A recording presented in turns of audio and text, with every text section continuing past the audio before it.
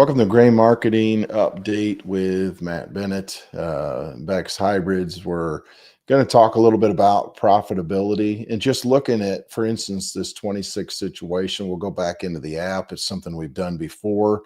It might have been one of the episodes where you couldn't see everything I was doing. Kind of got all those bugs worked out.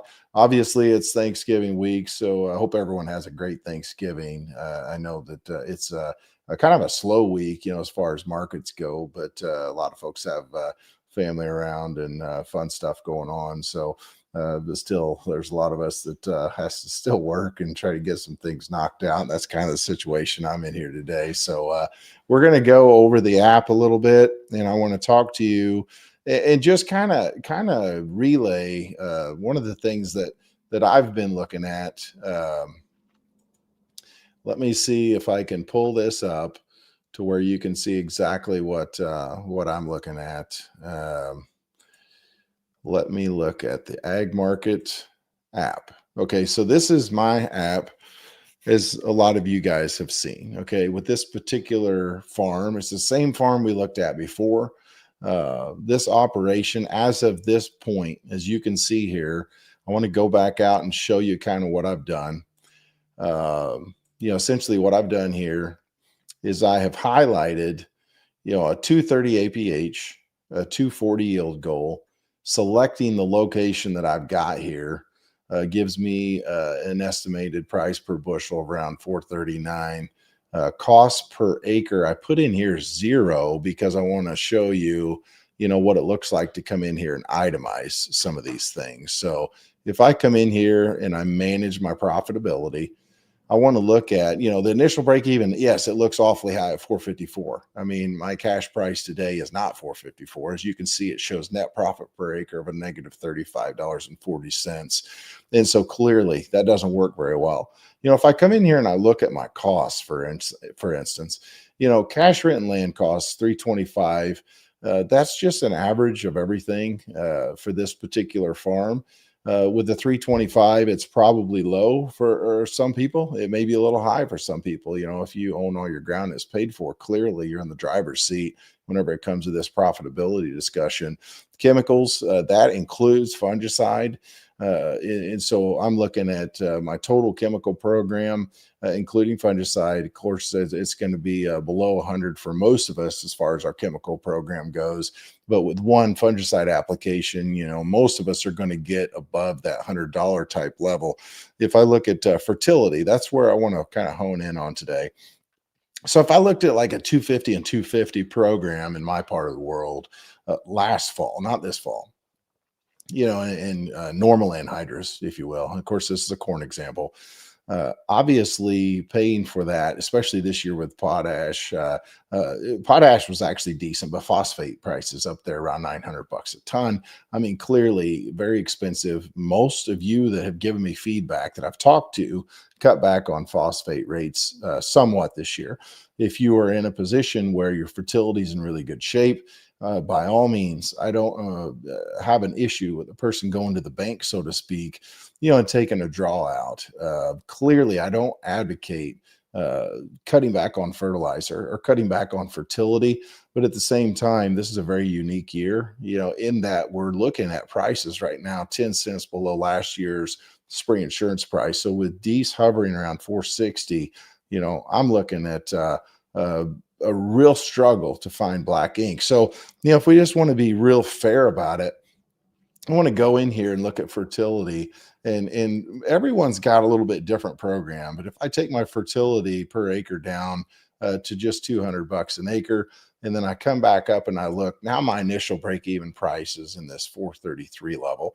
And so clearly, if we've made an adjustment, we need to know exactly how that adjustment affects our bottom line, affects our break even, and then what we can start to do with that. So if I go back out and I want to go to my farm profile, I'm going to save the changes that I made, go back in here and look, what does it look like to go ahead and make a sale? Okay. So if we're sitting here around 460 today, most of us are going to struggle to get a price that's going to be much above this 433. But I'm going to go in here and make a sale. I mean, last week we had some 470 basis the board type prices. If I come in here and I say, well, I'm going to go ahead and just do like an HTA.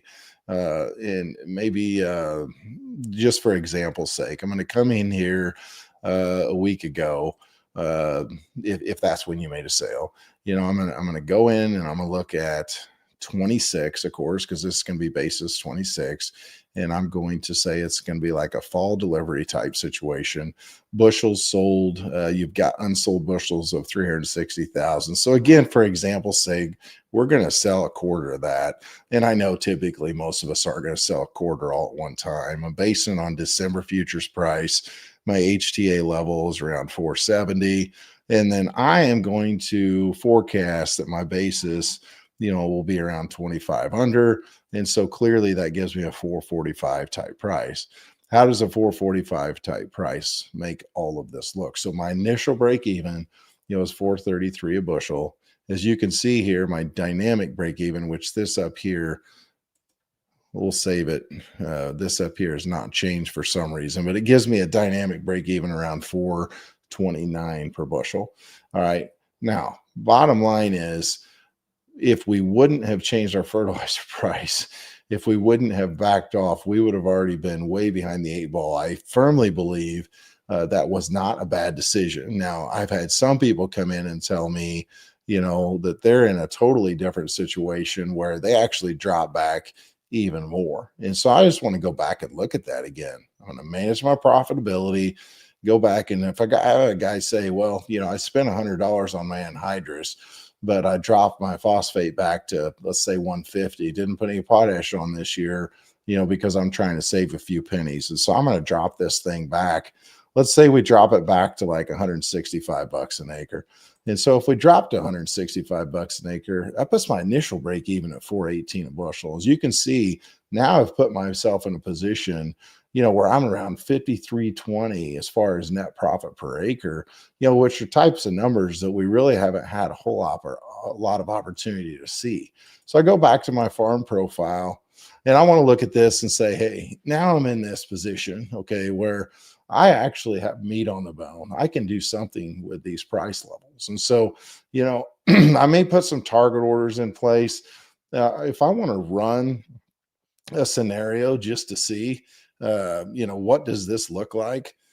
Let me get back up here. If I want to run a scenario just to see, what does it look like if I'm in a position, where, oh, I don't know, I want to make a sale. And I just want to talk real quick about some of you who've got bin space, for instance. If I hedge 470 corn for next fall, I've got bin space. I look at this last fall. What was the carry from D's to July? And it hovered between 30 and 35 cents for quite some time. With it hovering around 30 to 35 cents, obviously we're looking at having a lot of corn on hand. There's a chance we're going to have a heck of a lot of corn on hand again next fall. I don't expect acres to plummet. I do expect them to pull back, but regardless, if we can assume, for instance, a 30-cent carry from D's to July, if I would roll that thing next fall from 470 D's corn out to July, and maybe it costs me a nickel, I've worked myself into $5 basis a board. And for those of you that can get an over basis sometime between next fall and the following summer, you're looking at $5 corn. I mean, there's a way to work yourself into a $5 corn type situation. But if I just want to look at this and just say, hey, I've got all these bushels, 270,000 unsold still. If I want to test, what's it look like, to sell a decent chunk of that? And I want to get a nice round figure. So let's do 120,000 bushel. That's, of course, going to be 24 contracts, interest costs for most of us. Let's call it 6.5. Obviously, interest has come down just a little. And so if I'm in this situation, I want to test, what's it look like if I sell futures, at like a 470 price? I'm going to sell 24 contracts. And then what I want to do is I want to come down here and I want to test, what do these numbers look like? So let's say 375, 4, 4 1/4, 450, and so on and so forth. And so I'm going to test and see what's it look like if the market goes to these types of levels, because what it's going to do is give me just a little bit of confidence to step in and do something here. And so clearly, if I'm in a position where I have hedged, what it's going to do for me is that I'm going to be insulated if I hedge up in this level down to this 4 to 4.25 type level, whereas you can get into some negative returns. Where would we be insulated there? Clearly, we're going to be insulated if you've got a crop insurance program. I don't know what the spring price is going to be. Chances are we're looking at something similar to what we looked at a year ago. So at 85% level, anything under 4, you're going to be somewhat insulated. And so what this does for me is it shows that what I've got is I've got unprotected value here and then gross revenue locked in. So I want to get these lines as close as I can to mitigate my risk as much as I possibly can. So, there's no doubt whenever it comes to risk management, it can be very complicated, but at the same time, we got to be in a position where, we at least understand how this all works. I mean, I need to know, what do I need to do to mitigate as much risk as I possibly can on the farm, and then get my numbers to where they're just as good as they can possibly be. And so, bottom line for me, some of you guys have asked if I would walk through these scenarios again, and there's no doubt that it's complicated to put together the whole farm situation, but is it worth the time? I mean, in my opinion, I couldn't imagine that there's anything more worth the time, especially when we've been in this situation where we've been kind of fighting for our lives, if you will, whenever it comes to net profit margins. So I hope that we get a little bit of a, rally going into Christmas. I mean, the old adage is that bears get Thanksgiving, bulls get Christmas. If that's the case this year and you do get a price run up again, up to this 470 level and above, I think we need to start thinking about, what can we do, especially on some of our bin corn, to work ourselves into a position, where we've got a pretty decent price level locked in. If you do a straight up hedge, obviously that's marginable for you personally. If you do an HTA, someone else is assuming that risk. There's a little bit of a cost involved, no question about it. I would certainly work on whoever you're working with. One more thing I want to talk about is cash corn before we go. I've heard a lot of basis pushes on cash corn over the last week or two. There's no question that you need to be very open with your cash originator about how many bushels you've got on the farm, what kind of price level you're looking for, because typically you see traffic slow down just a little bit as far as corn moving when you get around the holidays. A lot of people are gone, a lot of people aren't hauling, and sometimes these guys get in a little bit of a pinch. So we've seen some of the folks that are originators bringing in December contracts this week, a week early, because why? Because they don't have enough corn sitting around, and that tells you, that there's a possibility that you can get a push for your corn. So any questions, once again, continue to send them my way. I appreciate the emails that some of you guys have sent. I'm going to try to revisit the profitability type deal at least once a month, because I want to keep it updated. I want us all to understand the value of knowing our numbers and keeping them as updated as we possibly can.